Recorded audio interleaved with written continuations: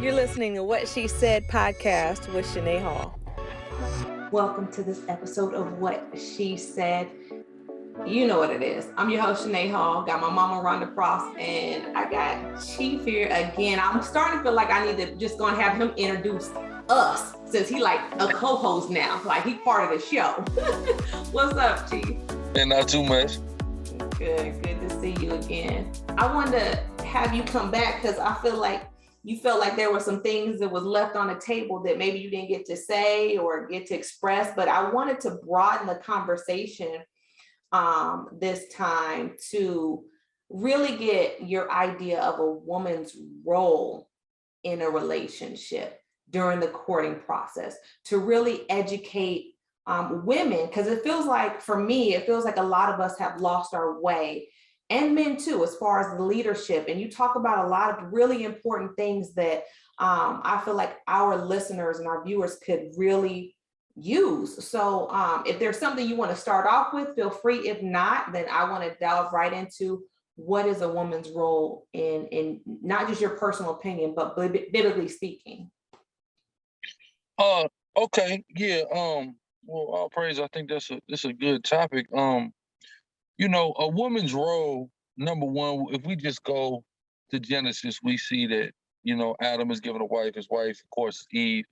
And what it say about Eve, she's a pillar of rest, right? So, just looking at that conceptually, we know all the things that a man who is supposed to be a leader, right? Supposed to be a provider, supposed to be things like that, is supposed to be doing. He needs a haven, right? And a haven is not just a location. A woman, essentially needs to be a haven for her man, and she needs to provide, of course, nurturing. She needs to provide comfort, and she needs to provide a break, from the world and from his responsibilities. You know what I mean? That's number one, I think, because other roles outside of that, or other aspects to a woman, they vary, and they're not necessarily a monopoly, or they're not necessarily a requirement or a standard that all women are held to. As far as, some women are naturally hustlers. Some women are naturally entrepreneurial. So some women, they're also going to have their own things going on, but that's not every woman, and that's not a requirement. But what is required is for a woman to be there to nurture her man, to be there for her man, to comfort her man. Okay, so when you say be there for her man, coming from a lot of, I guess I'll say a lot of women are coming from broken homes, right? They've never really seen a woman make sure her man has his plate made, or cooks, or being that safe haven. Baby, you can come home basically and lay your head and lay your worries down because you're here in front of me. So how would you even advise a woman that's never seen that to take those steps towards becoming that safe haven for their boyfriend, husband, whatever position that they're in, like starting right now? Well, the number one thing is communication. Communication is so key, and it's neglected so much in all relationships. This supersedes, romantic relationships. Just relationship with other human beings, you got to communicate. So, when you meet this new guy, you're courting him, or even a pre-existing relationship, you need to talk to him. You need to ask him what exactly he expects out of you. And sometimes, guys, we may have the tendency to be kind of nonchalant about stuff and vague, but sometimes you got to dig deep and get intrusive and really get out of that man what is it that he's looking for. And let's say you're courting a man and it doesn't work out, and then you move on, and you now are dating somebody else, and trying them out to see if they're a good fit for you. You need to ask him, and you need to ask other men in your life, platonic male friends, your father, or your brothers, just guys that ask them what they're looking for in a woman, and then take that general consensus, and that's going to kind of paint a picture for you on what you need to be doing. You know what I mean? A lot of men, and again, men are different. I know me, I'm traditional in that sense. plate being made, stuff like that. That's what I'm expecting. If you're not doing that, I'm gonna be looking at you like, man, what is going on? I shouldn't even have to explain any of this to you. You know what I mean? This is it should be natural, but I do understand everybody wasn't raised like that. Everybody didn't see that. Everybody didn't experience it. If a man wasn't around and it was just a woman on a go, and she had to go to work and take care of the kids and she had to do everything, you may not have seen that regularly. So I get that.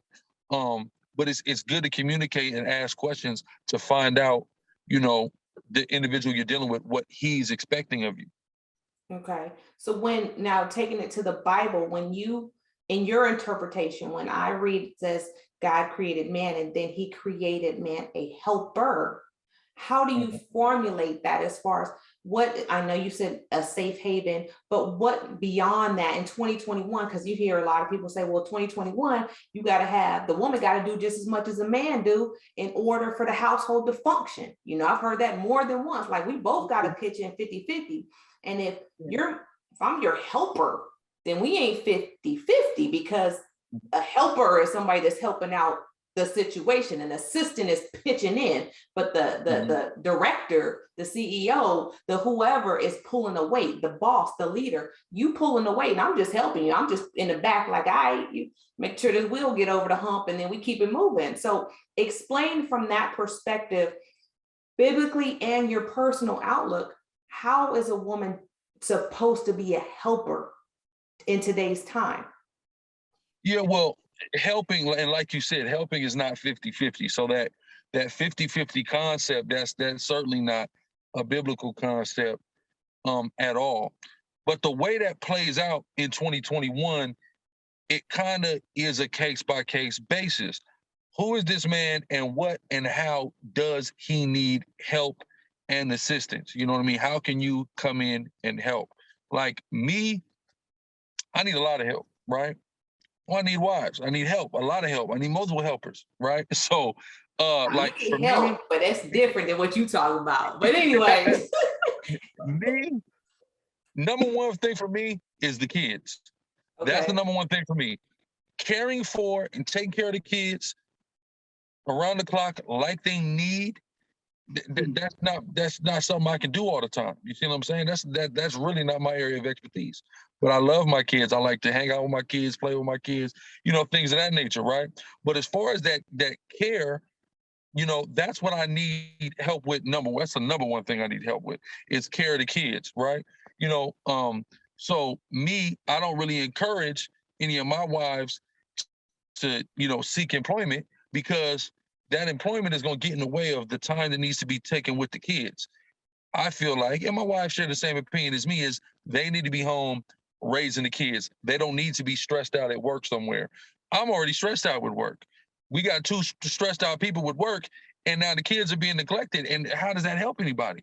I also need help. I have, multiple businesses. I need help with that. Not so much help as far as running the businesses, but small things. I.e., if I got to ship packages out and I got a million things going on, I can't sit. If anybody knows these Atlanta post offices, they are insane, right? I can't go sit in that Atlanta post office, right? I may need you to run to the post office. So that's just me personally. But each and every individual brother may go through different things. There may be brothers who do need some financial assistance. And I never think it is ideal or okay or biblical for a woman to be the primary breadwinner ever, right? But can she assist monetarily? Certainly. I don't think that's outside of the realm of reality or practicality, especially in 2021. That was good, Mom. It's interesting that you talk about her being a safe haven. Recently, I posted something on social media. There was this quote going around asking men, what was it about your wife that made her the one? And I'm hearing some of the similar, a lot of people are chiming in on that.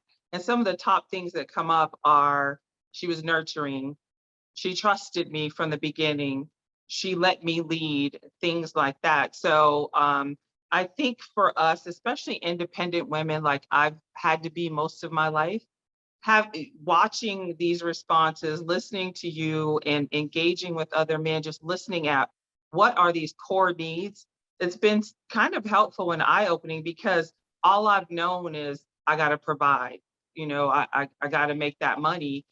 Raising Shanae and them, that was always my focus. How much overtime can I work to make sure we live in a good neighborhood and a nice house and we drive a decent car? And so I honestly wouldn't even know how to act if it wasn't mandatory for me to be the provider. And I think that's probably not unique to me. There's so many, especially Black women, that have that same story. When we meet a man such as yourself or such as some other guy, like these guys responding, that just says, fall back, I got this. And you take care of these core things like nurturing the children, doing homework and running lightweight errands and stuff like that. So many of us don't even know what that looks like. And I think that's part of the problem maybe today.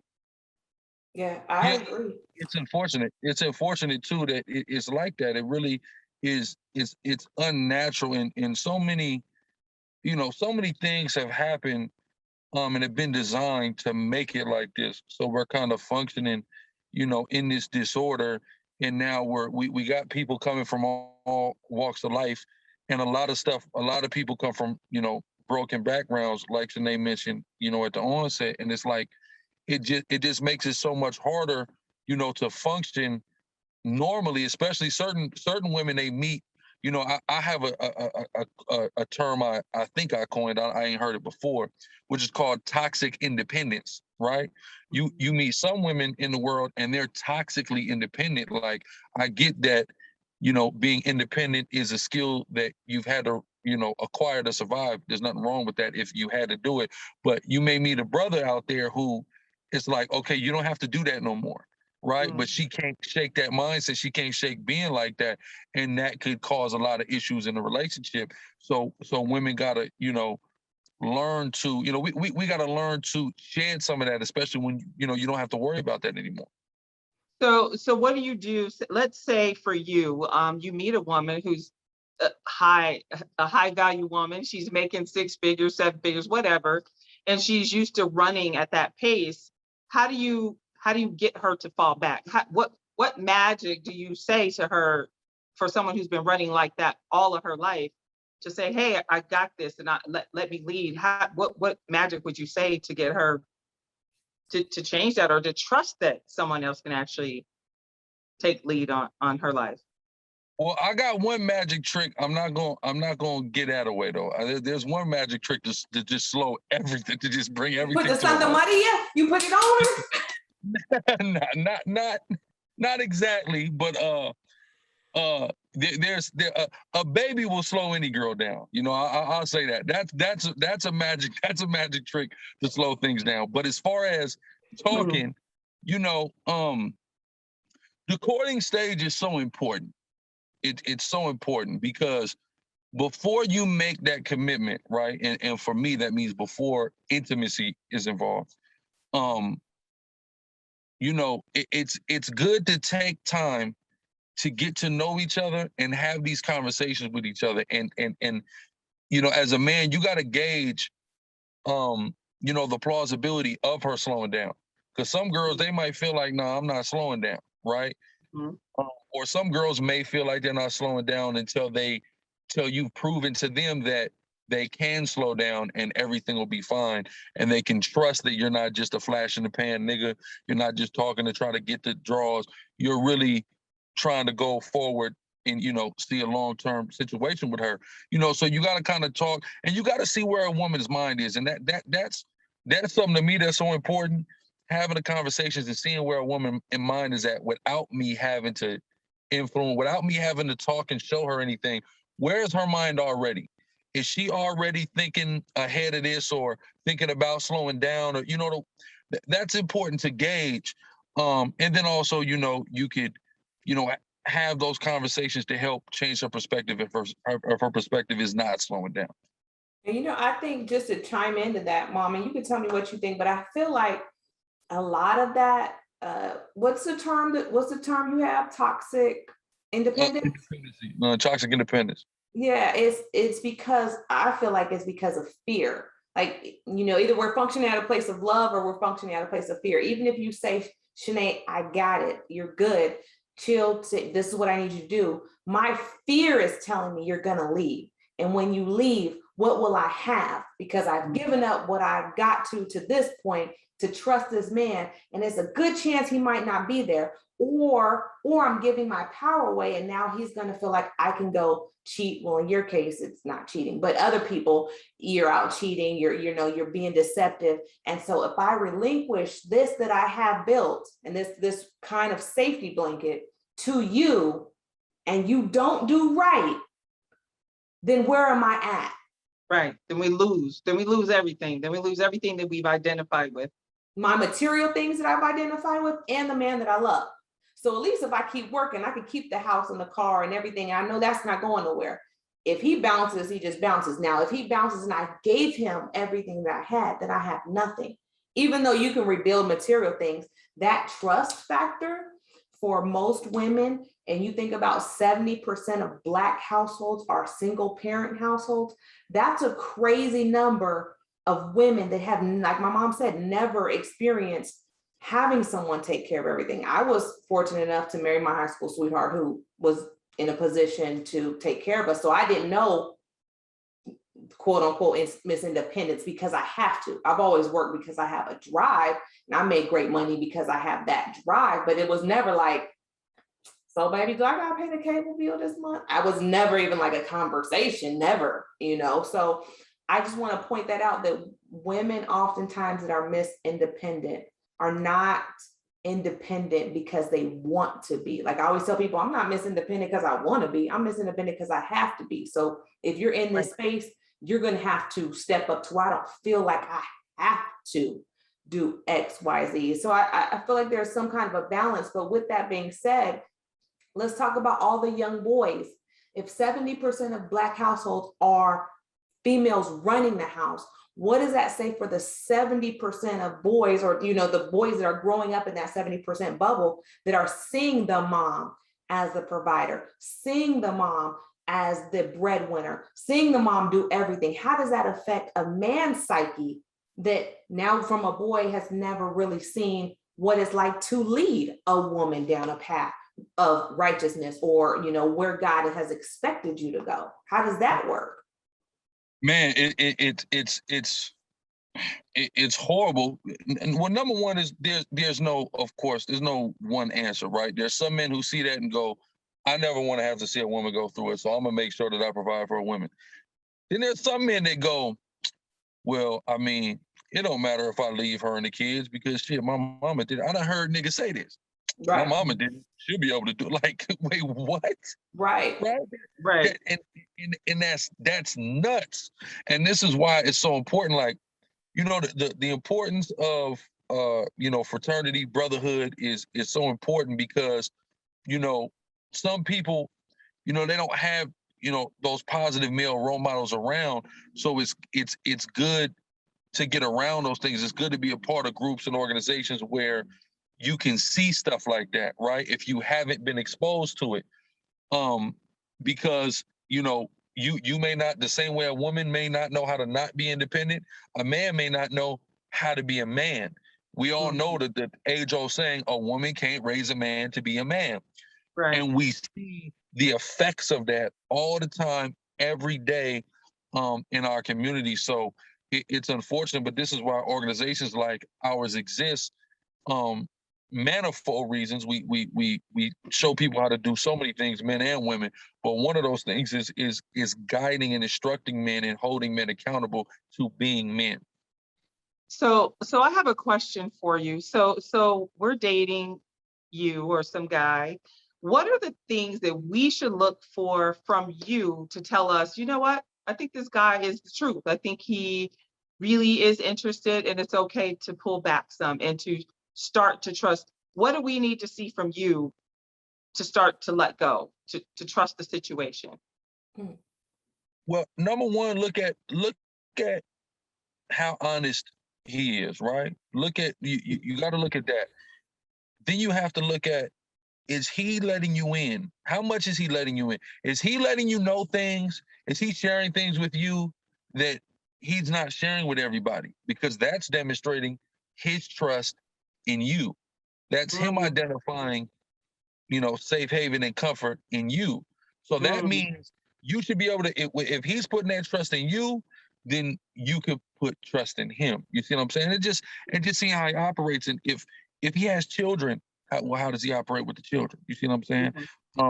He just, observe how a man is in life, where his mind is. A lot of these women are really striving after a lot of shallow men, and they're reaping, they're eating the fruit of that, and it's not good. And now they're ranting, niggas ain't this and this ain't that, and are there any real men? But you're looking for a lot of shallow men, and you're looking for shallow principles. Of course, there's nothing wrong with having standards as far as, you want somebody in a certain economic position. I know there's certain men out there that condemn that. I don't condemn that. It's natural. It's been going on since the beginning of time. If you look at, 1,000 years ago, 2,000, 3,000 years ago, the women wanted the men in, whatever society they were living in who had a certain status that just attracted women. It's just what it is. It's not everything though. So that's not everything that should be looked at. That might be to get in the door, but then now you're in the door. What does the rest of that house look like? You know what I mean? So how important? I'm sorry. How important is time? How important is him spending time with you in the dating process? It should be of the utmost importance. Like myself, I'm extremely busy all the time. So if I'm taking time to spend with you, especially if it's, a lot of time, if I'm seeing you regularly, that should tell you a lot. You know what I mean? I'm into you because I'm regularly going out of my way to make time for you. So time is key. If a man ain't got no time for you, then he's just probably not that into you, and that's not the best sign. And so when you say regularly, is one day a week regular? I guess it depends on his status. Is twice a week? What is regularly that we should look for? Because some guys only have once every 2 weeks or once a week because they work so much. Is that fair?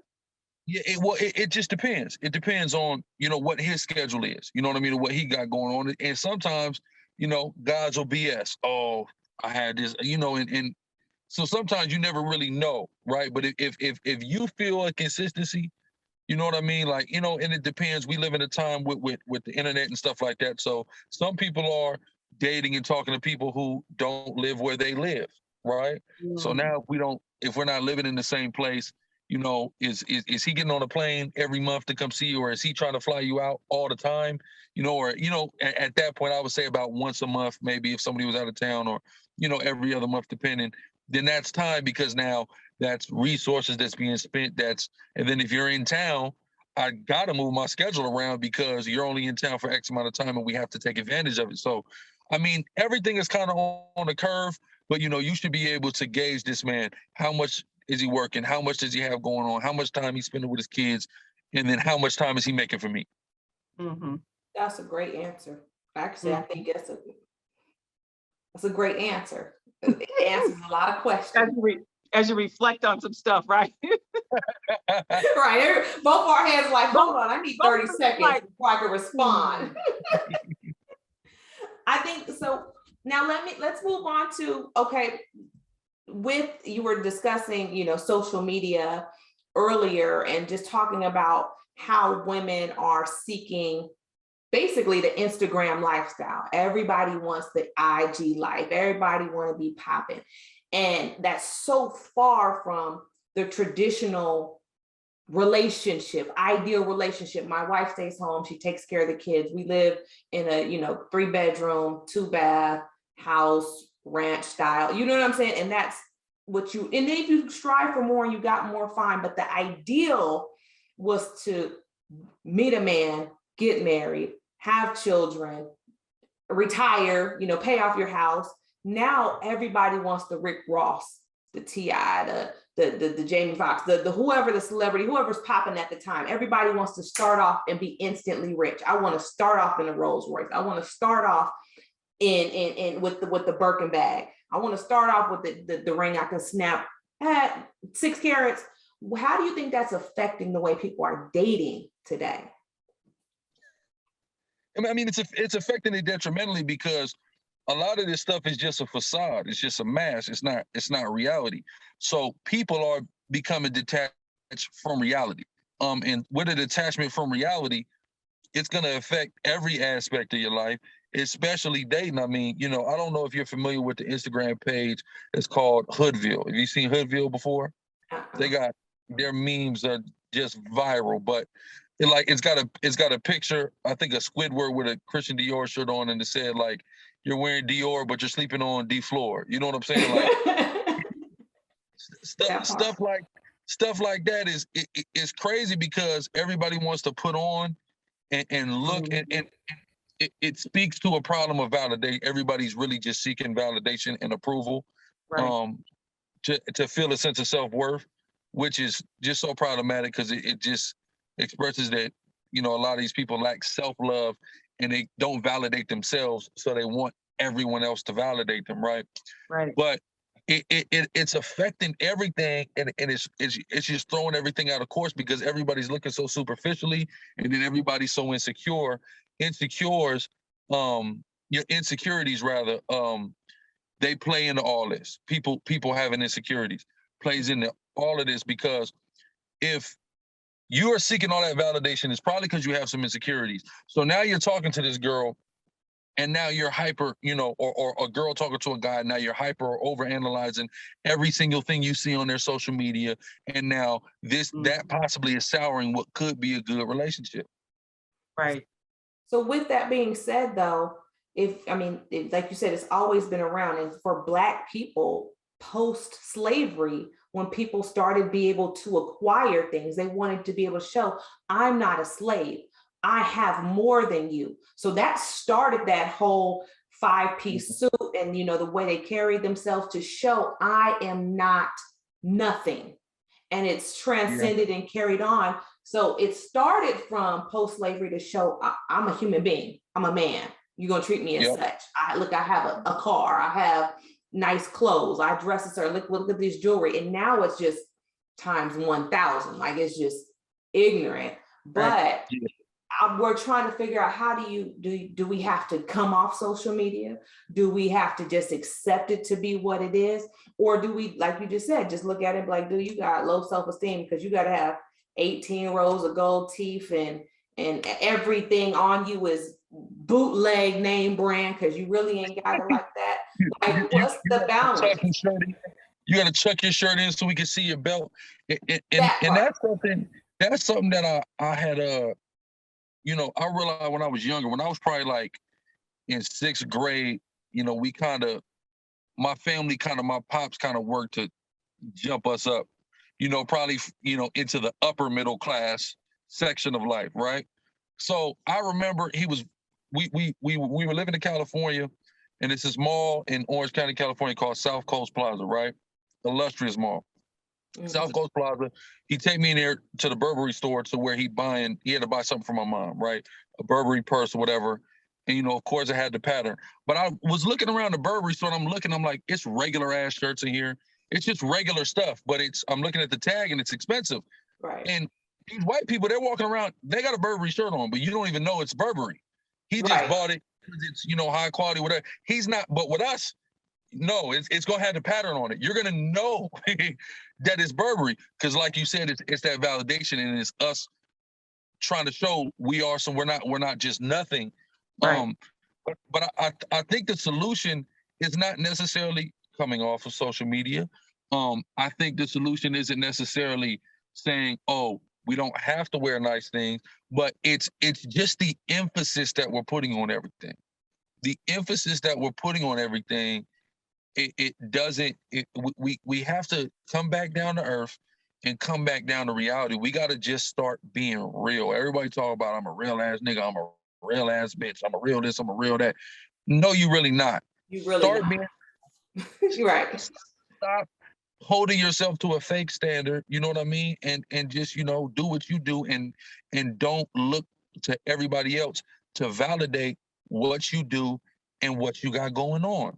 That be the problem right there. You know what you got going on, right? I know people who have a lot of nice stuff who wouldn't dare post it on social media. They don't even want people to know how they having it. You know what I'm saying? And sometimes that's how you have to be.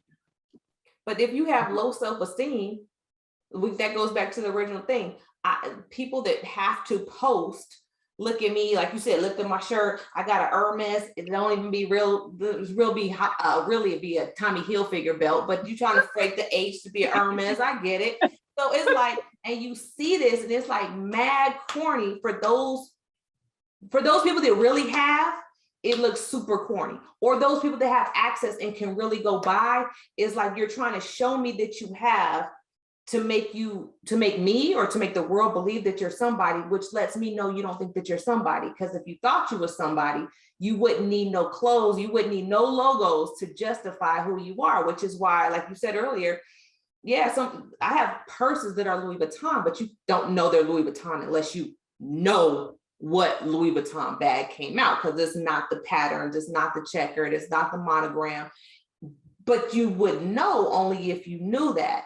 And so then there's other people, it's like, this gonna say XLV in the biggest letters that I could humanly possibly find, so that you know that I am who I say I am, or I'm showing you I have money too, I have value too. So now it goes to the really taking it a step further, going a little deeper. How do we start to fix our low self-esteem issues that started from coming into a country where someone tore you down and made you believe, look it, I'm gonna take your culture, I'm gonna take your hair, I'm gonna take your this, and I'm gonna tell you everything about you is ugly and fucked up. Now go out into the world and become something great. How do we start today? If we were starting today, say, okay, we see that we've fallen into the white man's trap. We have to undo the things that we were taught and been told that we're not good enough. You're not pretty enough. Your hair's not good enough. How do we start pulling back? I mean, we spend $9 billion on weaves and hair products. That's $9 billion. We're not spending it on land. We're not buying businesses. We're spending it on hair that goes into the Oriental community or Asian community and helps them continue to build their community, keep their dollars circulating. So how do we do that? Well, let me chime in before the chief chimes in, just because it's relatable for me. Raising you two as a teen parent, and being on food stamps the first couple of years of your lives, as soon as I got a job with the federal government, I was that person. I had to go to the high-end store. I had to buy some ballet shoes. We were shopping at Nordstrom Rack. I needed to feel okay. I needed the world to know that I'm no longer on food stamps. So it's not just the slave aspect of it, but in our own, right at home in our own communities, it is very real, especially when you struggle and you've been poor, you do want to shine some. So I think part of how we start is we got to start with our children, telling our kids their value and that they're beautiful and that they're amazing and that what's important. And so it probably starts at home, but I'll let the chief take it from there. I just had to chime in because it's relatable for me. I needed to show the labels too. Yeah, and I mean it's relatable. It's relatable for all of us. Like me, everybody that know me personally knows I got a lot of clothes, right? Like Shanae, you ask Brian always say, man, every time I see this thing, I never see, like, people barely ever see me wear stuff twice sometimes. But I'm not into like designers and stuff. My stuff is nice, but I'm not into, stuff like that. But it was funny because somebody was saying something about it. And another brother was like, bro, I mean, you got to remember, we ain't always have it. You know what I'm saying? And it kind of does come from that. So we all see it, and then once you're able to get it, then you want to go get it. But, to me, and the greatest solution for the rebuilding of our self-esteem is and why, we do what we do in our organizational work we do, and teaching our people about the history of us being the people that the whole Bible's about, understanding that the whole world has essentially appropriated our culture, and we see that in a modern sense, but it's actually this has been going on pretty much the majority of people in the world follow what you would call a Judeo-Christian or Abrahamic religion. And what we're telling people is that's actually our people. That's where our ancestry goes back to. So this whole world been appropriating our culture. And if we can get back to that, collectively, we can actually rise back to the position that we need to be in. And I think that's just so important of understanding our history. And I hear certain people now go, we don't need to focus on the past, we need to focus on the future. But the future to me is, the way we're moving without factoring in the past is really just us finding out how we can assimilate into, the same, the same system that's oppressed us. And there's no real way to do that and get true success and feel actually rebuild our self-esteem as a whole. We got to really get back into, before this stuff happened to us, and understand truthfully our greatness. So, we can truly have our head held high. What's interesting is this: there's a prophecy in the Bible, the book of Zechariah, the first chapter, that speaks about how, Israel, God's people, were going to be taken and scattered in slavery. And then it says they made it to where no man lifted the head. Right. So that means that they destroyed our self-esteem to the point that we don't walk around dignified and with self-esteem. Mm. So the only way to get back to that is get back to, how we were before any of that happened to us. Well, how do you get back to something you've never been? That's like Well, me saying, if I say go back to Milwaukee, and you like, I know, I never been to Milwaukee. Well, we got to come back into that understanding that this is where, our people came from, and we could and we can, and that's the spiritual aspect of connecting to that spiritually. This is that the spirit of those people is alive and well in us, and it's actually observable whether we know it or not. And we kind of, we like to go to certain, passages biblically to point it out and say, listen, look at this and look how they operated 2,500 years ago. This is the same stuff you do right now, but everybody doesn't do it. We do it. You know what I'm saying? But these people, they did it back then too. So this is the same. We're the same people. We just have been stripped of the knowledge aspect. You know what I'm saying? So because we've been stripped of the knowledge aspect, we don't know. But all the evidence is there. So once we can reconnect to that, it can really help build. And I've seen it really help build self-esteem. I've seen it work for men and women, just so drastically. So I've seen girls. I mean, we're talking about girls go from prostitutes to just total transformation, and they talk about how it helped their self-esteem and how low self-esteem was in part a contributor to kind of leading them into that life. Then I've seen girls who, were total butch lesbians, you know what I'm saying? And just go, man, this happened to me, that happened to me. I had no self-esteem, and this, I didn't feel feminine, and then they learn this and they totally transform.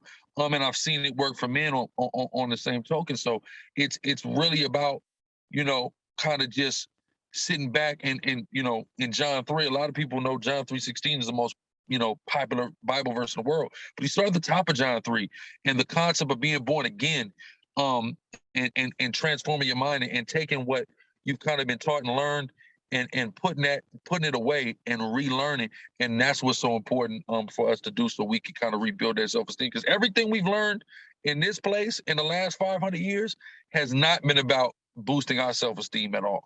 Right. Absolutely. So let me ask you this: when it comes to sex, and your Bible always talks about the two become one flesh. I don't know if you translate it as in literally, like in the literal sense, if you're out there and you're sleeping with people, you're taking on other people's energy, you're taking on their spirit. I don't know. That's how I translate it. And I feel like we no longer protect what the Bible considers our temple, and we're giving ourselves to people who are undeserving and then taking on their energy, their low self-esteem, their negativity, whatever it is. Or, you pick the right one and they're building your self-esteem. But oftentimes I feel like our young girls are starting out so early being sexually active and involved in these relationships with boys who can't even lift their own head up, more or less, to be able to lift their woman's head up. How is it that women should, and men, I guess, but really for women, should be picking and choosing the person that they're going to be intimate with in that space? And how do you think it affects their body? Like, I told you how I feel like it, but how do you feel like that energy works for women and men? Yeah, well, I mean, I agree with you. That intertwining of energy, and it's sacred, and we got to really start treating it as sacred. It's been degraded so much, and it's so cheapened in the society that we live in, and sometimes you just want to grab a young lady and say, like, don't you, don't you value yourself? You know what I'm saying? You're just handing, you're just handing it out. Like, you know what I'm saying? Like it's a free sample at the grocery store or something. And Right. that's just not it. And through the moral deterioration that we've seen progressively happen in society, like to this point, it's so crazy because I had a situation a few years ago where, it was a girl. She was, watching me on YouTube and was listening to the teachers or whatever. But she really, I happened to be, in her vicinity. And we was hanging out or whatever. And she was really trying to pressure me to have sex, like a lot. And it's like, this is our first time kind of hanging out. And she like flipped out on me, like nigga, what you mean you don't? I'm like I just met you. You know what I'm saying? Like it's kind of crazy, but I know that there's a responsibility on men, and we've kind of created this environment to where girls think that this is how it's got to go. Like it's got to be on the table. Like you want it, don't you? It's like, well, me, I mean, maybe when I was a little boy, you know what I'm saying, 16, 17 years old and didn't know nothing and just was, running around trying to be cool. Yeah, that's how I thought. But my mind has been totally transformed, and I'm not trying to lay in the bed with no woman that I'm not really trying to deal with like that. So it's and that's a part of the self-esteem thing too. And women understanding their value and men understanding their value and understanding how sacred their bodies are and understanding how sacred the actual act is, and that's not just for everybody. Everybody doesn't need to experience you like that. And there's so many things, so many it's stuff.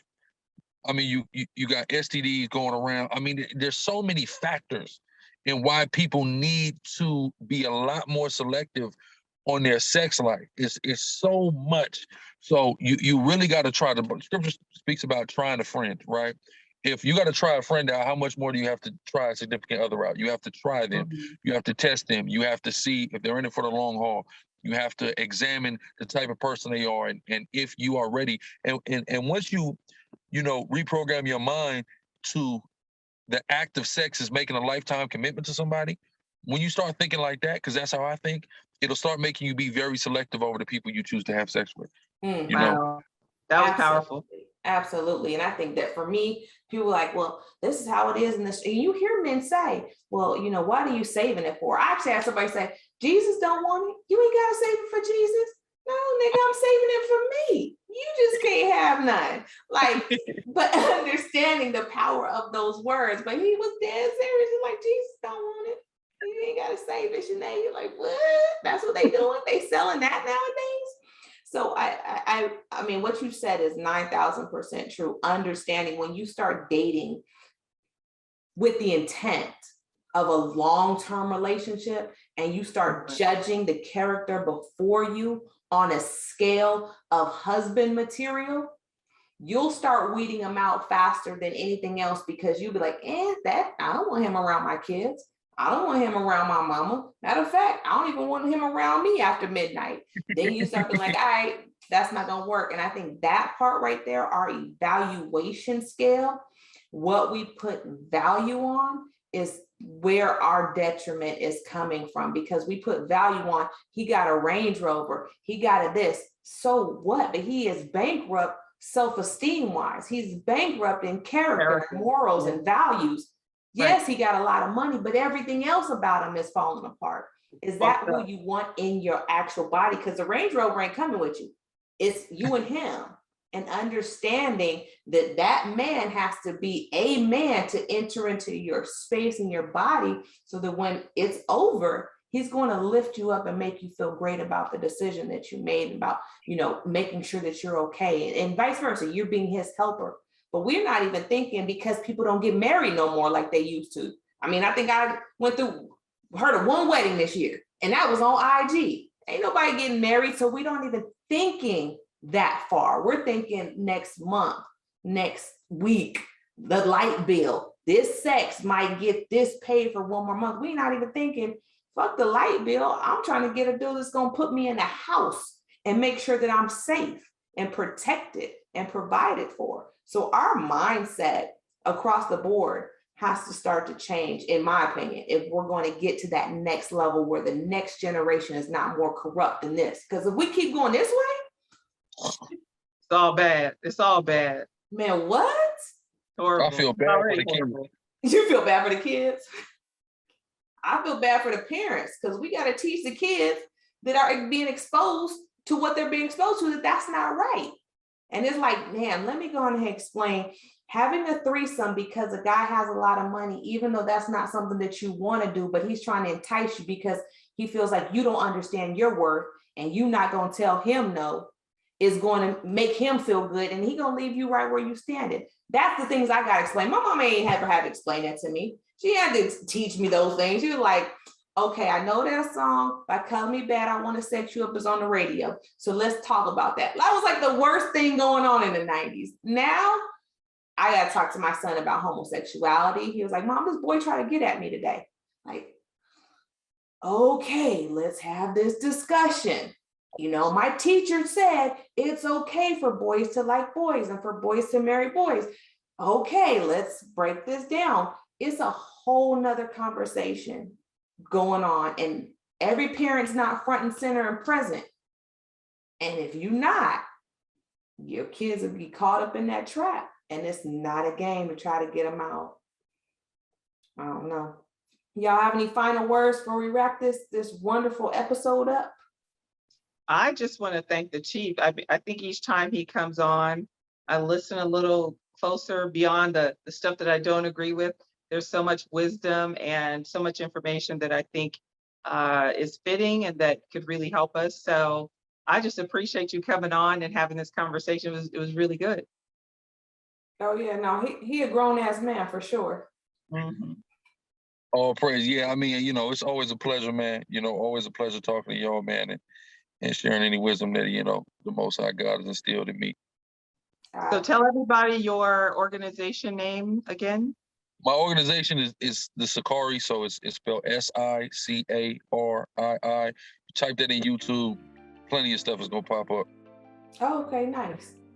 All right, well, ladies and gentlemen, I hope you enjoyed this episode. Of course, we'll post the IG and you check it out. Thank you guys for our subscribers. We've almost reached that 1,000 number, that magic number we've been trying to get at for the last 6 months. So thank you guys to everybody that clicked the button and subscribe. And we'll see you next Thursday, or maybe the Thursday after that, but whatever, it's always on Thursday, 8 o'clock. Take care, be safe, stay COVID free.